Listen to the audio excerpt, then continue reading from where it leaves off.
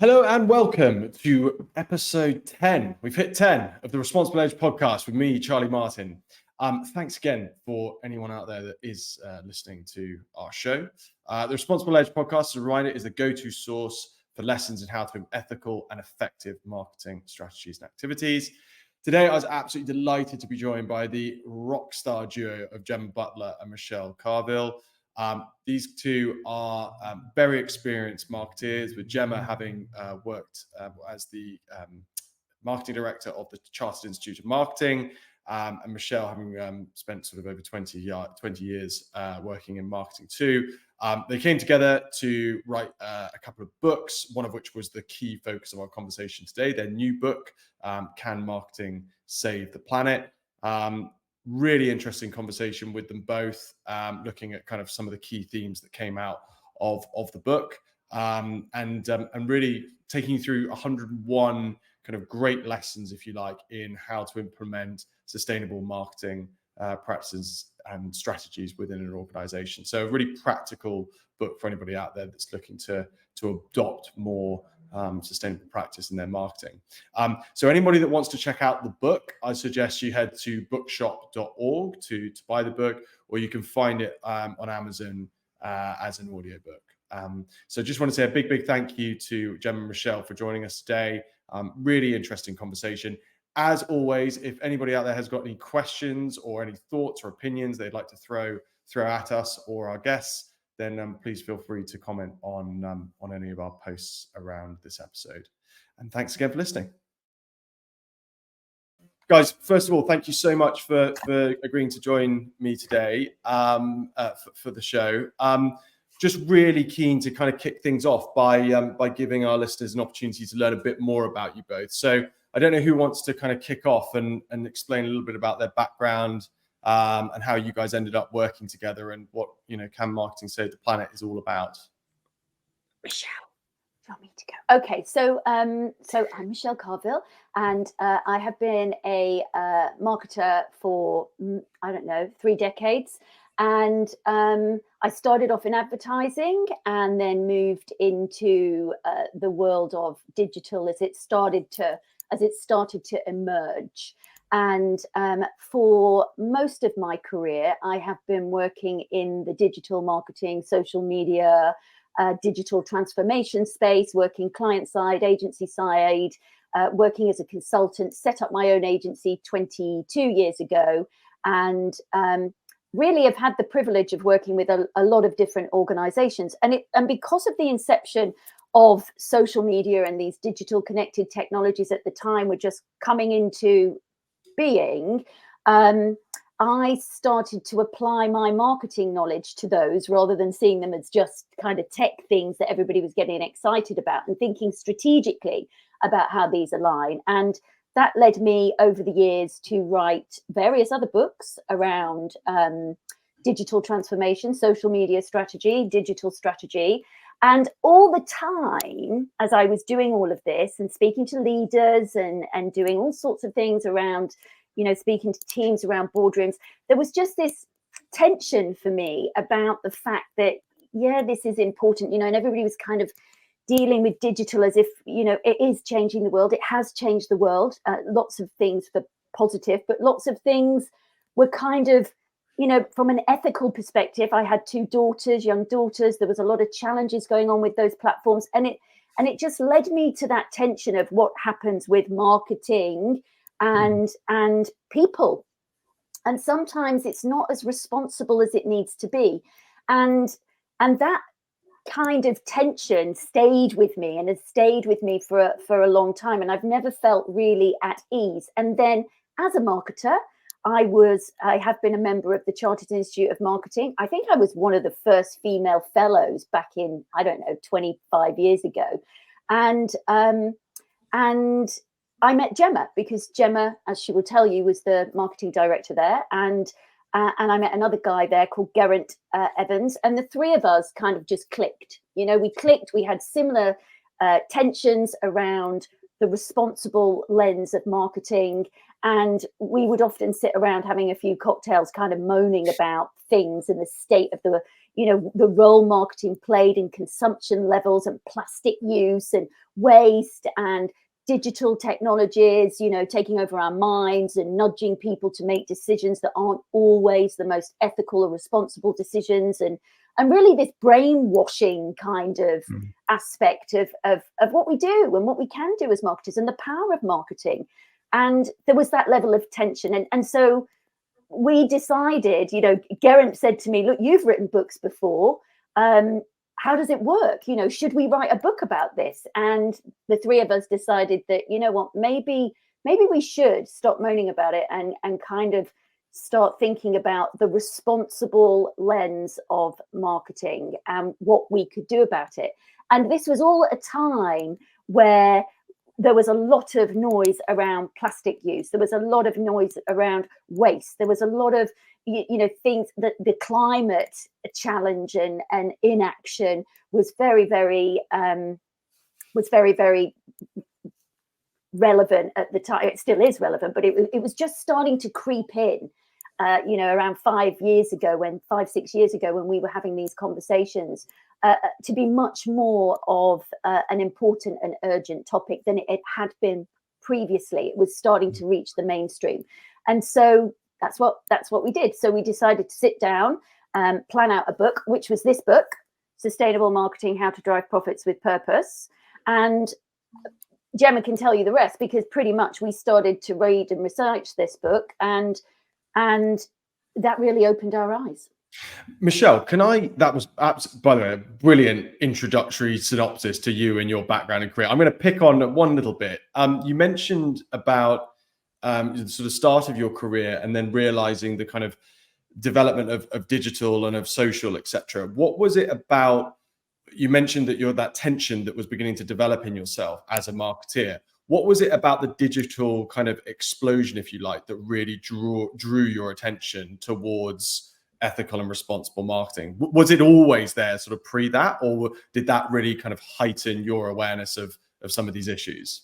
Well, I've always been a bit of my thesis was on complaining behavior. I've always been a bit of a, let's look at another perspective. It's not always, people aren't just moaning but I'm interested in the kind of behavioral science of why people do the things that they do.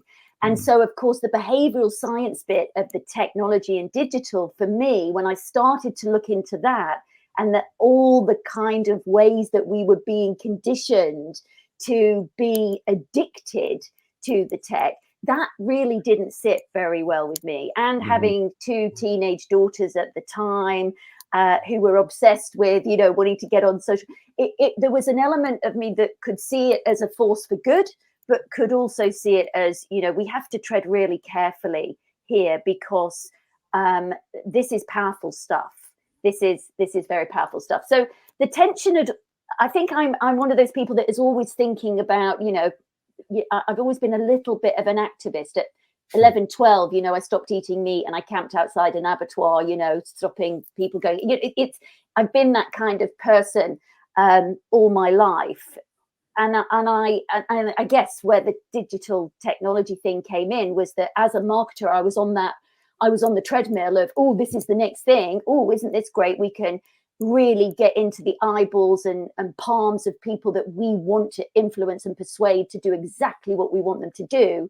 But actually, there is a dark side to all of that as well. There is a positive, don't get me wrong, but there is also a very dark side, and we have to be hugely responsible as marketers about the role that we play. And that hugely responsible as marketers as the role that we play around the behavioral science piece has always been something I've been concerned about. Fantastic. And Gemma, coming on to you, Michelle, I think, gave a fairly nice kind of summary, if you like, of things, but just to give our listeners a bit of more of a flavor of you and your background, if you don't mind. So I spent the first half of my career working in big corporates. So I was at Xerox for 7 years, and I spent 7 years at Sony on the consumer electronics side. And my role was basically product proposition development and product marketing. So I was I sold stuff, developed stuff, brought all of the insights back in, worked across the world in Tokyo and the US, and basically did everything that I don't do today, which is driving as much consumption and selling as much product as I possibly could without a single thought for where that product went and what happened to that product at its end of its life. You know, it never came onto my radar at all. And then I joined the Chartered Institute of Marketing and became the marketing director there, and spent 5 years doing that role. And that really opened up my eyes to the profession, because suddenly I wasn't working in an industry anymore. I was representing an entire profession, and I met some incredible people through that role. And it was only in the last 2 years that I was there that I started to, where I would comment on stuff in the media as part of my role and talk to people, that I started to notice a lot more of my commentary subliminally was around, you know, plastic, packaging, consumption, waste. And I didn't really think about it at the time. And then speaking to Michelle, it was, you know, marketing's driving consumption to an absolute level that I'm not comfortable with. And so we wrote the book, as Michelle said, and that process of researching and writing that book, I saw things, as did Michelle and Geraint, that you can't unsee. And it was, you know, I remember talking, because it was as we went into lockdown that we started writing. So we would talk and have catch-ups, and it's like, have you heard of these UN SDGs? I did not know these existed. Have you heard of this? Have you heard of that? And honestly, it just kind of ignited a fire. And we thought, well, it's 2020. We're in a lockdown. We're in the middle of a situation we've never been in. And the book's coming out in January 2021. Is anyone going to care? And then suddenly the conversation of the fact that, you know, planes weren't flying, people weren't traveling, we were all at home, we were consuming less. It was like almost the planets aligned, and we thought, do you know what? This book is so perfectly placed to come out at the time it's coming out, because suddenly we saw the option of a world where consumption and the culture of instant gratification potentially wasn't around. And we had high hopes, you know, when they were sharing images of the emissions across China during the pandemic, and suddenly the air and the pollution the air was clearer and the pollution was less. And then the book came out, and suddenly there was all this talk about building back better. That was the strapline, wasn't it, from the government? And it didn't take long, unfortunately, for us to put our responsible lenses down and think about, how do we grow our economy? How do we, 50% off if you eat out to help out, and all of this. And suddenly we were very, very quickly back in the rat race. And I felt quite crushed by it all. And then that's when we decided that we were going to start the podcast series. We wanted to keep the conversation going. We were incredibly curious. And with every conversation, I thought, I need to do this as a job. Gemma, that was equally as brilliant as Michelle's. So thank you for that introduction. I want to come on and talk about Can Marketing Save the Planet and how that sort of fits into the whole ecosystem. But I want to actually kind of take you both back. You both had this experience at different stages in your careers of kind of the eye-opener, if you like. That I love the use of that term tension, Michelle, because it is that tension. It's uneasy tension as marketeers of ultimately our jobs being perhaps to try and, stimulate growth and stimulate development and opportunity for sales, etc. But equally to have that kind of nagging feeling that we're contributing towards this overall, issue and problem that the world is facing. Gemma, when you look back now at your time at, for example, Sony, and as you sort of really eloquently put together, just the experience that you had of essentially just trying to sell as much as you possibly could, how did it make you feel knowing what you know now, thinking back to kind of that younger Gemma that was working on those sorts of projects? I feel kind of horrified based on the levels and the number of units. I mean, I worked across their Vio division, I worked across the Bravia division, and I worked across the audio division. When I think about how many products I sold, and and that was what I was measured on. That was what my objectives were on. It was on sales, it was on unit numbers, and it was on growth ultimately. And market share was my ultimate KPI. You would need to get number one market share in these spaces. It was a very different time. And now I think, my goodness, just thinking about what happened to those products at the end of a life, they ended up in landfill, you know, probably, as does much of the stuff that we consume these days. And I think the biggest thing that hits me is the sheer level of waste. That is everything from the digital waste through to the physical waste. We, you know, the global north is very much is majority of what we do is we waste it. You know, 48% of all the food we produce is waste before it even gets to our plate. The amount of digital waste out there is phenomenal when you look and break down the figures of marketing's carbon footprint. But yeah, I just And sorry, Gemma, I'm just so our listeners are just super aware. When you talk about digital waste, are we talking there about like the mass market emails, etc.? Or do you mind just so the mass market emails, the fact that there's something like 576,000 websites created a day, only 15% of those are active. And then you look at, you know, the social media posts and the amount of emissions that's generated off those and the ads that are distributed. And do we really see them? We don't. We know there's something like 0.2% click through on ads. So, you know, this carbon footprint of our activities is incredibly high. And I think that's something that marketers don't realize and they're not knowledgeable about. So I think that younger part of myself, you know, knowing what I know now, would have probably taken a very different career route. But at the same time, we were in a very different place back then, sort of talking sort of 10, 15 years ago. We now have a sense of urgency that is beyond what I think any of us anticipated. And I suppose, Gemma, just adding to that, I guess somebody that's had that experience of working in that environment with those KPIs and objectives being your focus, for somebody like you coming from there to looking at what we're now looking at with, you know, Can Marketing Save the Planet, etc., it adds a degree of credibility, doesn't it, to you talking about these themes when ultimately you've been through what you've been through in your earlier career. Yeah, and I think Michelle and I have the conversation quite a lot now about how, you know, we know that we need systemic change across multiple facets of our lives, and that comes with a different set of metrics and a different set of KPIs. And that's something that we talk to organizations a lot about. Essentially, you know, what are you measuring?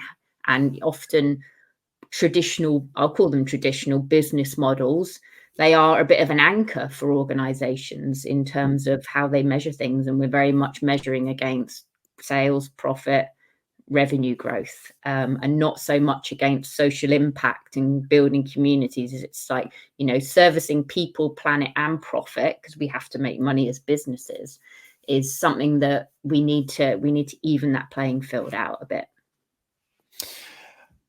Guys, I'm sorry, that was Gemma. That was super interesting. Here's a question for you. I want to just, for our listeners, to be able to understand, I guess, the dynamic between, obviously, you've spoken about coming together. I think it was in 2018. You suggested that you started looking at. Was it 2018 when you started looking at the first book? Yeah, we started talking and researching and thinking about what we were going to do. Yeah. Brilliant. And then from there, that was when you decided off the back of that to develop Can Marketing Save the Planet as a podcast and consultancy. Is that? Yeah. Do you mind just walking us through the conception of that? Yeah, well, it was less about consultancy and it was more to do with education and awareness. Because what became very clear to Gemma, myself, and indeed Geraint at the time when we were all writing and researching the book was that there was an awful lot that, as very senior marketers in our space, advising people, consulting, looking after professions, you know, we didn't really understand this changing landscape that we were operating in.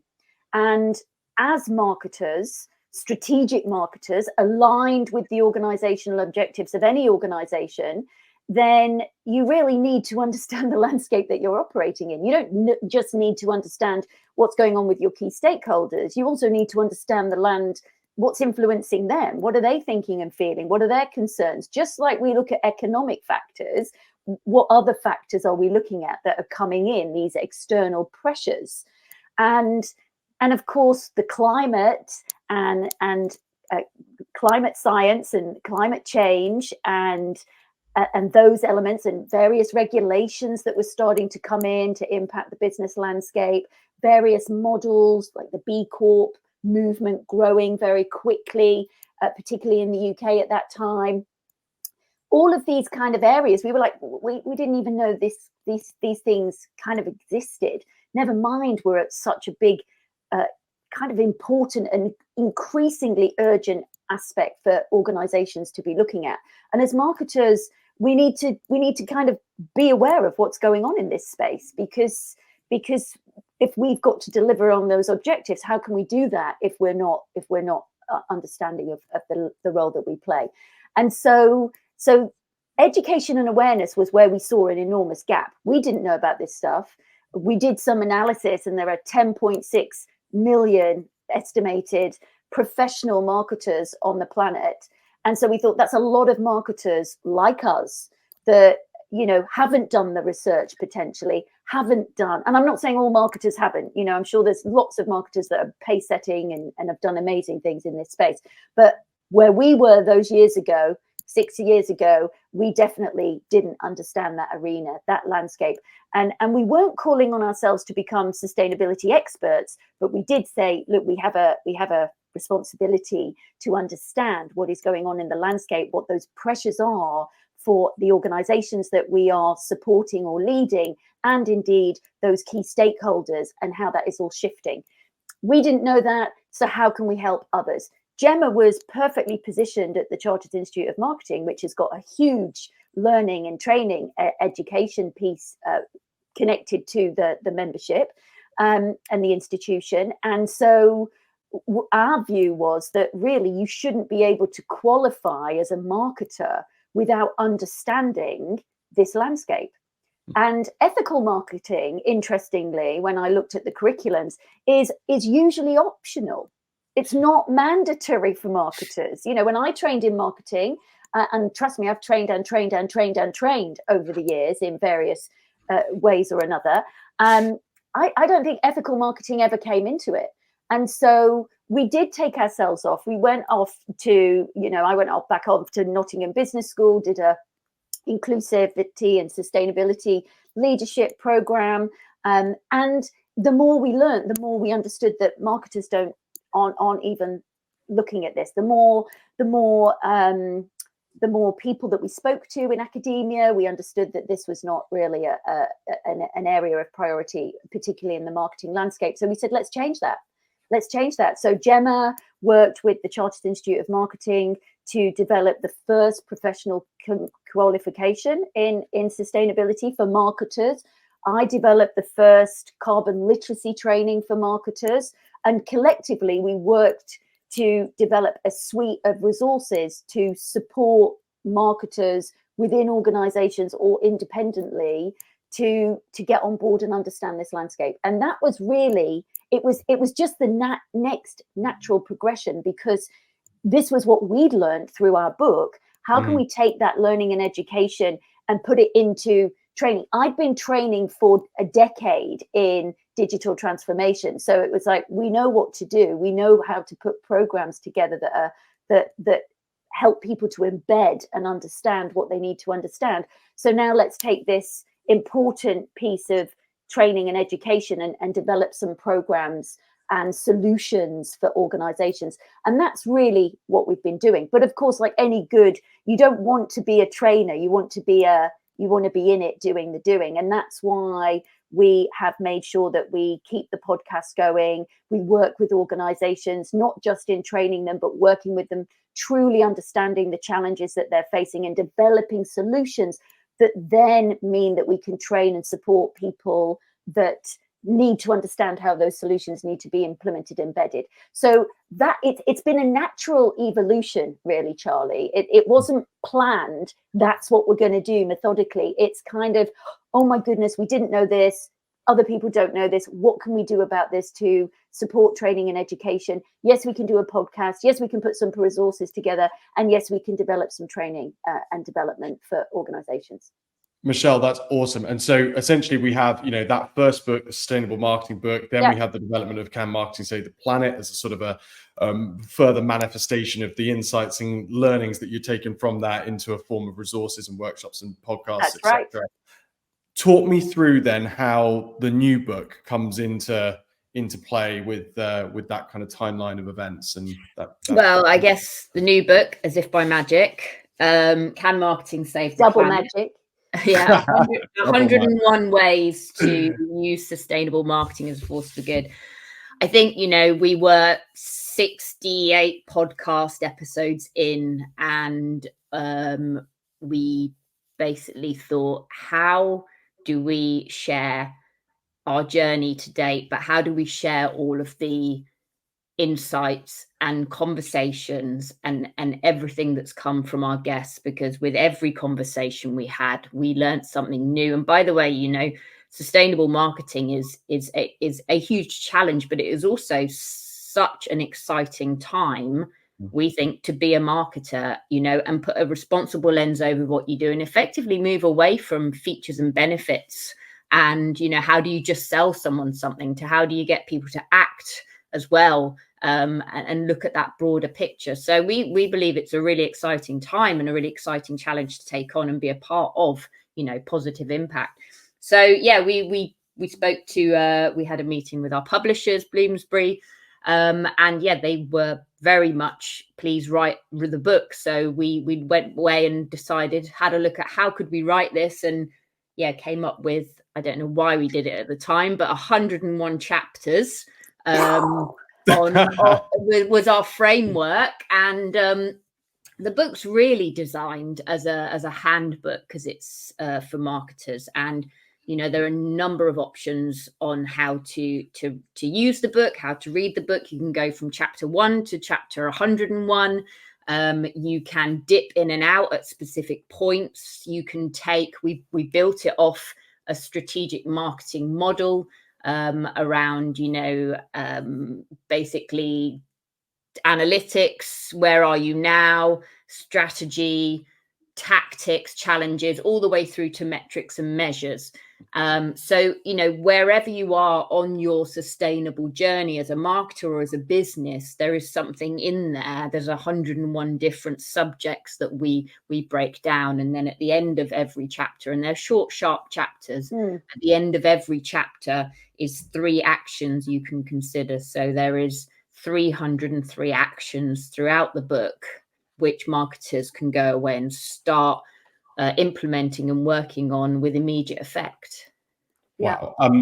Before I want to dive into details around the book, etc. But just before that, this was the second book that you guys had an opportunity to work on together. Yes. I'd love to know a bit more about, and I love how there was the strategic planning that you just alluded to, Gemma, that went into the development of it. But what was it like doing your second book together? How did it compare to producing the first book? Was there anything that was different about co-authoring this time around?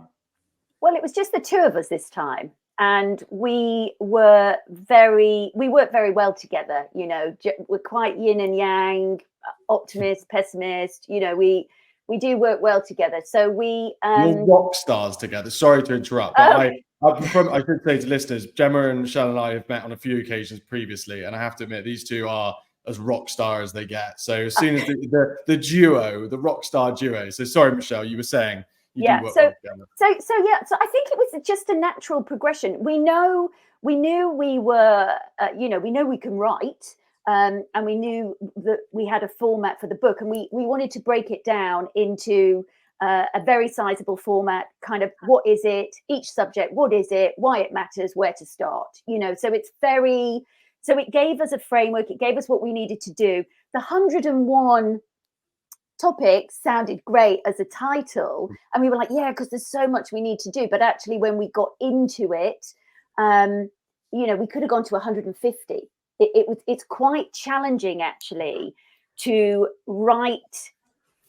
I mean, this book could have been 5 times as big as it is, because the challenge is actually keeping it succinct when you've got such each topic could be a book in some of the topics. So the discipline was the challenge. Short form is hard.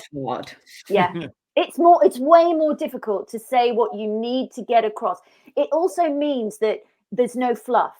There is no fluff in this book at all. Sometimes you're reading books and it's a bit padded out. There's no padding out in this book at all, because we had to be really disciplined with what we were saying, why we were saying it, how we were going to say it, and make sure that we just cut to the chase. There was no mucking about. And Which so, sorry, Michelle, I was just going to jump in. Perhaps, I mean, that is almost the 102nd lesson of the book, I guess, in the sense that actually being concise and clear and not having to include too much gumph is actually, something you've had to go through when producing the book. And in the modern world of marketing, where messaging needs to be succinct and clear and to the point, with us all being so drained of attention. Sorry, I know you know that, but that just seems to me to be the 102.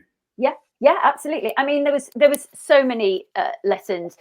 Both Gemma and I had our own personal challenges as we were writing this book. As life is, when you're writing a book, there's always something that's going to come up. You're going to get ill. You're going to have life going on. You're fitting it into all of the plate spinning that is going on. So it's a labor of love. Somebody said to me, giving birth to a book, it's like painful. And we had a Trello board with because obviously we wrote separately but together effectively, and we knew we wanted it to be conversational. We had a Trello board, and every chapter, I'll full disclosure, I sat down one evening as we were deciding what is each chapter going to be, and I sat down, drank a bottle of rosé, and then looked at Michelle and said, I've got 101 different ways we can break this book up. And she was like, right. I said, it's in a spreadsheet on Trello. And we kind of went from there, and we divvied up the topics, and sometimes we would swap the topics over during the writing process, but we would essentially post those topics into our Trello board. And then as we'd read them, it would spark the next and the next chapter. And I think, getting a thread that ran consistently through 101 chapters was quite a challenge, but it was a challenge we were both willing to take on. And Gemma, I was going to say, just on that, because we wanted it to fit within the kind of strategic model that we often start with, so when we're training, and also what we've not done, we've extended and expanded, and we have created some of our own models based on. But, what we're not doing is throwing all of traditional marketing out. This isn't about starting again as a marketer.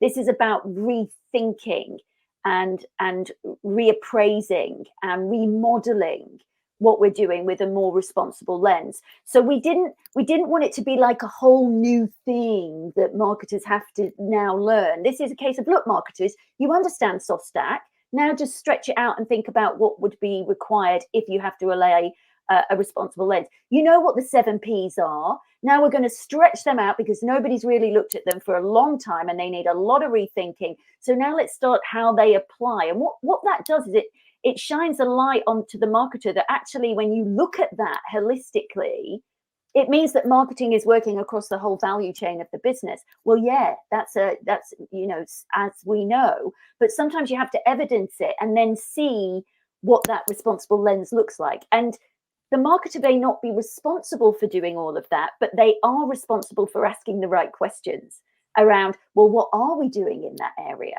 What are we doing in that area? So that if you're the storyteller, or if you're the person that is responsible for putting out or communicating what you're doing, you don't just get hand-fed something, you get interested in something so that you can ask the right questions, so that you're informed and also have the confidence and competence to push back and ask those questions if indeed it's not coming in the way that you want it to go. So putting the book into the segments wasn't just a case of actually, let's just put that one here and put that one there. We were also thinking about the journey a marketer is going to have to take in their own learning and development and growing competence and confidence and therefore courage, so that they are empowered and enabled through the book. It's not just let me drop into it and see what I can do here. It was also a kind of a real training and learning and development and of what they need to do. So it was, we had the chapters, we had a framework, but it was really quite considered in holding the hand of a marketer from the beginning to the end, so that they come out of it feeling different. Michelle, that was going to be my next question. Was going to be how, in terms of what you want the outcome to be of a marketeer having read the entire book and gone through all 101 lessons, like what does life look like for them as a marketeer in terms of having read the book? Like how different are things for them in terms of the way they approach the work that they do? I think more hopeful. I mean, we hear that a lot. We hear people saying to us, we were going to get out of the profession. We were disillusioned, not feeling great about the role that we play. I mean, we get an email, at least 1 or 2 emails like this a week, Gemma and I at the moment, from people saying, and it may not seem like a lot, but most people probably aren't getting emails every week saying, this book has really changed my life. I'm now rethinking, and I'm actually thinking this is an exciting time to be a marketer. So that's what we wanted to do. We wanted it to be more hopeful and more empowering, that you don't just have to take it. You can actually learn, you can actually be a facilitator and use your skills, creativity and influence, which you have in spades, as a force for good. So, and here's how. Yeah. And also, digital, brand, all of those things that you learn as a marketer and you do in your roles, you can leave those at the office effectively and go home. Sustainability is personal. This is our lives. This isn't something that you leave at the office on a strategy and then you go home and you get on with your evening. This is about how we live moving forward, how we eat, how we heat our homes, how we travel, all of those different behaviors that marketing can have a positive effect on in changing mindsets and behaviors. It is a personal thing. It's about, we've often said, can marketing save the planet? Can marketing save humanity? Is the reality, because the planet will come back and nature will flourish again. So I think, from that perspective, we've had people come read the book and they learn and understand things. The same when we teach carbon literacy, where they go, this is not just about making a positive impact in my professional life. I actually can take this and make a positive impact in my personal life and be part of the solution at the same time. Yeah. Fascinating. And yeah, it all starts with that awareness piece, doesn't it? And that understanding and taking it upon yourself that you have a responsibility as a marketer to begin to learn and develop your understanding of carbon literature, as you've alluded to, Michelle, et cetera, et cetera. Guys, I appreciate that there's 101 lessons to be learned in the book, and obviously we're keen for any of our listeners out there that are tempted to want to inform themselves of all of them, that they can go ahead and buy the book, and we'll plug where they can do that at the end of the conversation. But just picking out some of some examples, if you like, from the book that really kind of stick in your mind as kind of key strategies for people to be considered, for people to consider. Can you give us a flavour of a few examples? I think we the way we broke out the book essentially around setting the scene, so the bigger macro environment down to the tactics and metrics. I think the area that we get a lot of feedback on, which is really, really useful, is around the tactics, where we dive into marketing's carbon footprint, but also the metrics and measures, which is an area that has until recently kind of been missed off. There is no succinct way to measure sustainability in a way that makes it comparable. It's really hard to go, well, this organization's doing really good stuff and this organization isn't, on a reporting basis. And there are obviously changes coming in how large corporates at the moment are going to have to start reporting, and that will start with climate action. But how do you go beyond that?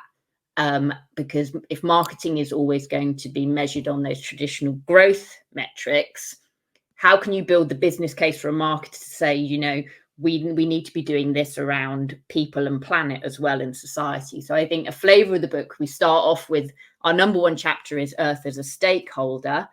And then we run through that into emissions and collaboration, internal collaboration, external collaboration, marketing's carbon footprints, carbon calculators. We delve into the circular economy, all the way through to well-being and our own mental health, because at the end of the day, sustainability is about delivering well-being for all. You only have to look at the SDGs to see that, you know, it's not all about carbon, which is the big headline at the moment within business. So, you know, we wanted to bring every facet in and cover all of those areas. So there's areas in there that you may think are not relevant to you, and as you read into them, suddenly you're going to be like, okay, I can see where the organization may need to go. So, you know, the book just covers a whole host of things. And then at the end of the book, we finish off with, you know, a chapter around what we'd like you to do once you've read this book. Don't just read this book, put it down and go, that's great, I'll dip into it every now and again to, you know, maybe look at how my events are doing. How do I plan a sustainable event? But actually, how are you going to approach this? What are you really going to go away and do, whether you're a leader within an organization or whether you're a marketer within an organization? And, you know, and we put out some options on how they could take this book forward as an industry, how they could take this book forward as an organization, how they can take what they're going to do forward in their roles. And, you know, invite them to come back and tell us, and that we, you know, we want to follow their journeys in what they've done once they've read the book, because it's all about driving action. Our entire purpose is to share and educate what's happening and our knowledge and train marketers, but for them to do something with it. You know, we have to take action forward. And Gemma, that was brilliant. Let me ask you this question. I feel like we're already rattling through this, and I've got many more questions that I'd love to be able to ask, perhaps with a follow-up episode if we were able to invite you guys back. But quick question on that. You mentioned I think it was 10.6 million marketeers around the world. I think I've got that number right, and that was something that you kind of built the mission, if you like, of Can Marketing Save the Planet around. You kind of alluded to it there, Gemma, a little bit, but if I was to ask you guys, like, if those 10.6 million marketeers were able to take on and adopt some of these principles, some of these processes and strategies that you guys have alluded to in the first book, in the second book, and obviously in the podcasting and training resources that you've put together, what does the world of marketing look like if these themes are adopted? Like, you mentioned hope, Michelle. Like, what does that vision look like in terms of the world of marketing? Well, we created, wrongly or rightly, you know, but we created a sustainable marketer manifesto, a kind of Hippocratic oath style commitment for marketers, because for those 10.6 million marketers, myself being a professional marketer, you know, educated, I don't think there's any more qualifications I could do in marketing, and yet nothing about ethics, responsibility is in there.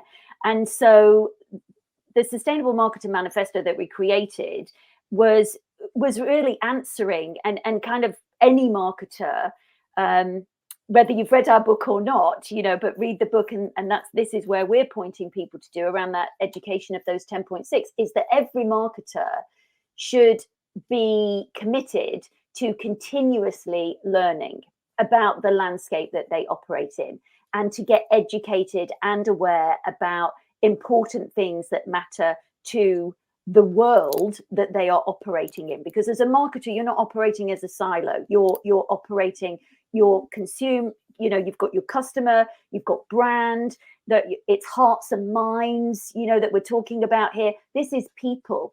And so what matters to people is what's going on in the world, you know, because people are all over the world. Different things are going to be mattering to people all over the world. So it's incumbent on marketers to be educated and aware and committed to staying aware of not just what's going on the inside of their organizations around their products and services and becoming too insular, but sitting on the outside of that business and being very aware about what is happening in that external landscape. So that was the first point of number one of the manifesto. One is I commit to using my skills as a force for good, acting responsibly with full transparency and honesty when it comes to messaging, communication, and creative. My role is to communicate with clarity what is going on from the brand or the organization. The second point is this continuous education around ethical and sustainable marketing, the climate, understanding that landscape that they operate in. And the third point is to work across the business to support that, but to also courageously call out and challenge any areas where more progress is required and perhaps isn't being addressed. And so where do you say the role of what does marketing look like? It looks like that for me. It looks like marketers are talking about the truth. They're not greenwashing. They're doing what they say, they're saying what they do, and they are narrators of the story, but the story's so good that it's fine. They don't need to spin stuff because we're just talking about what it is that we do. The second point is that we stay educated and aware. We should be committed. You don't get trained in marketing and that's it. You know, you should be absolutely continuously curious and committed to being a responsible marketer, because our skills are influential and we need to be mindful of that and conscious of what it is that we're doing. And then the third thing is having the courage, not sitting on your hands, you know, around that table thinking, I'm not comfortable with this. We've all been there. You know, we've all been there at some point in our careers, many times maybe in our careers, where you just don't feel it's right, but you do it because you've got the KPIs and you've got to hit it. And, you know, what we're saying is, no, get courageous marketers, understand your stuff, understand what matters, and don't sit on your hands, call it out, show them a better way. This is how we could be doing things, you know, be the insight that needs to be insightful and educational internally. So for me, that's what marketers look like. Way more courageous, way more educated, so that they have the courage to call it out. Michelle, that was super interesting and provides, I think, a very tantalizing view, I guess, of what the future of marketing could look like. I just want to pick you up on that point about courage. And I know we're going to come on to ask you for a key bit of advice you'd offer to a junior marketeer in a second. So perhaps I'll leave part of this for then. But you guys are both senior marketeers. You know, you've managed teams of people, you know, senior, junior marketeers beneath you, etc.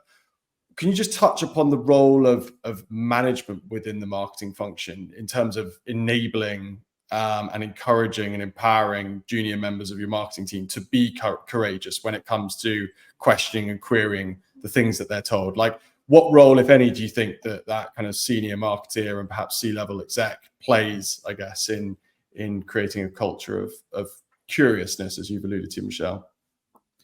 I would say it depends.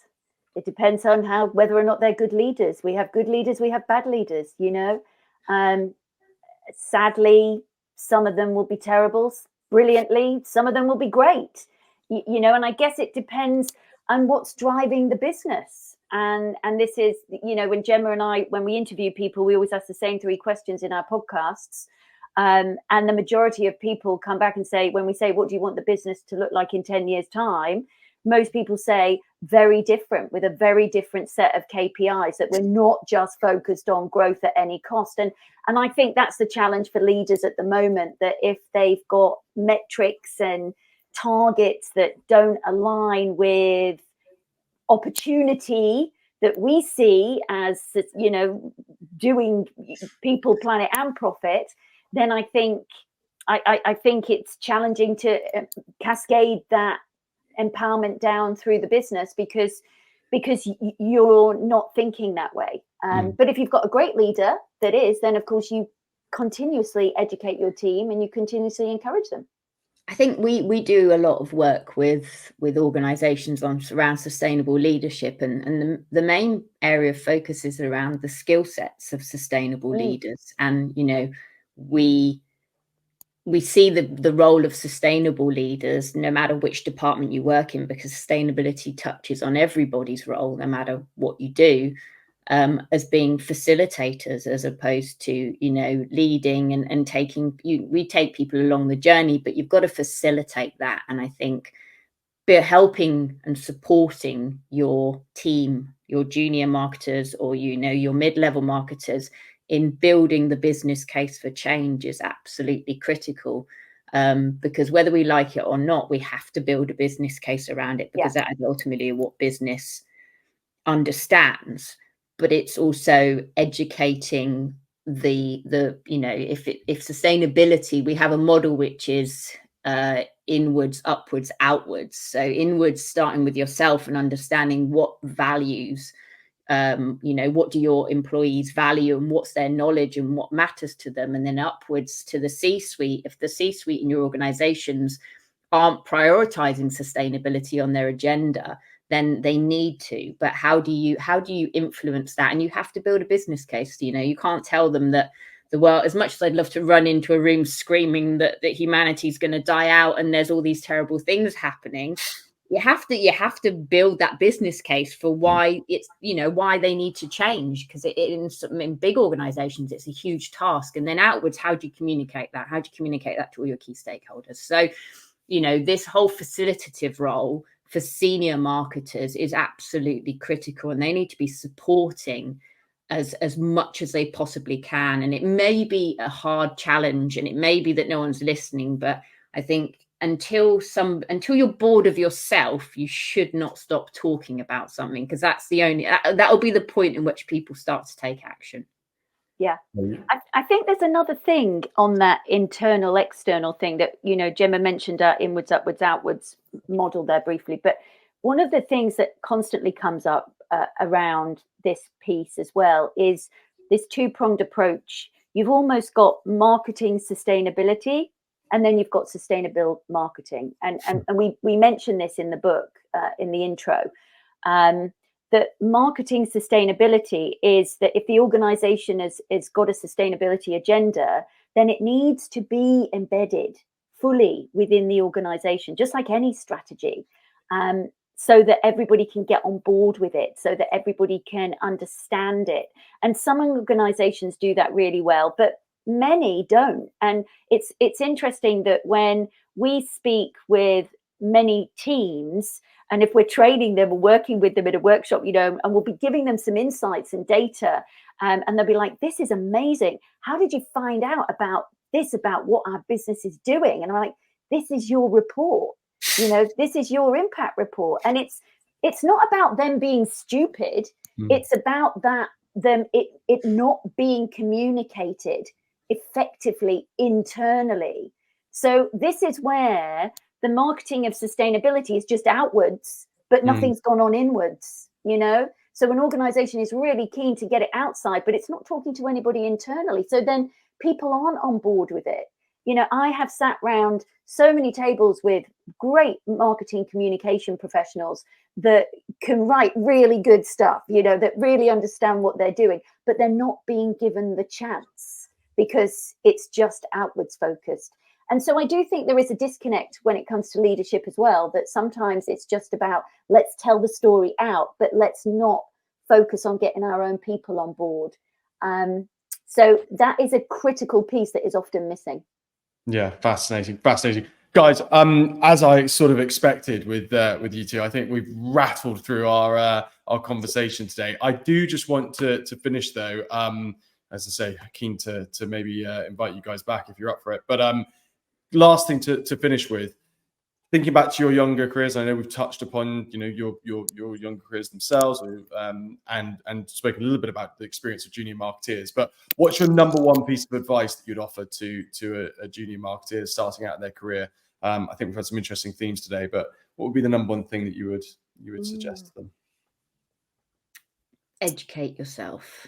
Number one, obviously, as people educating in this space, educate yourself. And that doesn't have to be formal education. That can be however you like to learn. You know, we have formal training, but we also have a free learning zone that marketers can go in, and businesses can set an agenda for their teams to learn about the various elements and areas and subjects within sustainable marketing. So, you know, Seth Godin, when he came on our podcast, said to do something about it, you need to talk about it, but to talk about it, you need to understand it. And it's all just encapsulated in that statement there. Perfect. Yeah. Michelle? It's tricky. I mean, obviously educate you. We do say, you know, people say, what's the one thing people need to do? Educate yourself. But especially around sustainability and sustainable marketing in the landscape you operate in, absolutely critical. But I guess as a young marketer, I would say, you know what? Experiment, talk to a lot Yeah. of people, do a lot of stuff, test stuff, be, you know, just try and do a lot of stuff. I mean, I don't like that fail fast and do things, you know, and this, that, and the well, I kind of do, but it's like, don't be afraid of being curious and trying a lot of things and speaking to a lot of people and yeah, and keeping an open mind and being curious and trying a lot of things. And if it doesn't feel right, it probably isn't. It probably isn't. So, you know, if you keep feeling like you're banging your head against the brick wall, only do that for so long.